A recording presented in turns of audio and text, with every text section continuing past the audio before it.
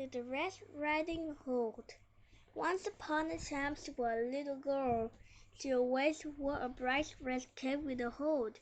Everyone called her Little Red Riding Hood. One day, Little Red Riding Hood's mother gave her a basket. "Grandmother is sick," her mother said. Take her this sweet." So Little Red Riding Hood set off into the woods to visit her sick grandmother. Along the way, Little Red Riding Hood met a wolf. He asked her where she was going. "I am going to visit grandmother," she says. The girl says, "She lives on the other side of the woods."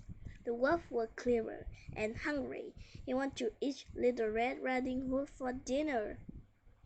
The wolf ran to grandmother's house. He knocked on the door. "Who is there?" Grandmother called out in the little girl voice. In the wolf says, "It's me, Little Red Riding Hood." "Come on, my dear," Grandmother says. The wolf walked into the house and grabbed the old woman. He locked her in the closet. He put on the old woman's sleeve cap and rose and got into her bed.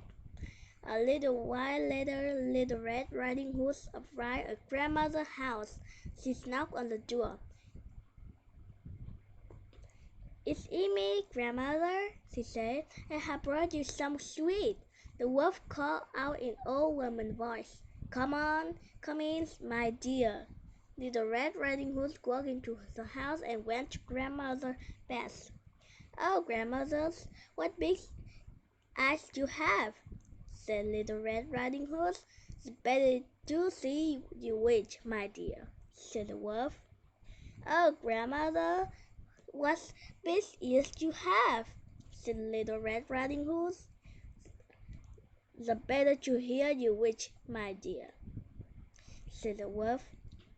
"Oh, grandmother, what big teeth you have," said Little Red Riding Hood. "The better to eat you with, my dear," said the wolf as he jumped out of the bed. Little Red Riding Hood cried out as the wolf chased her.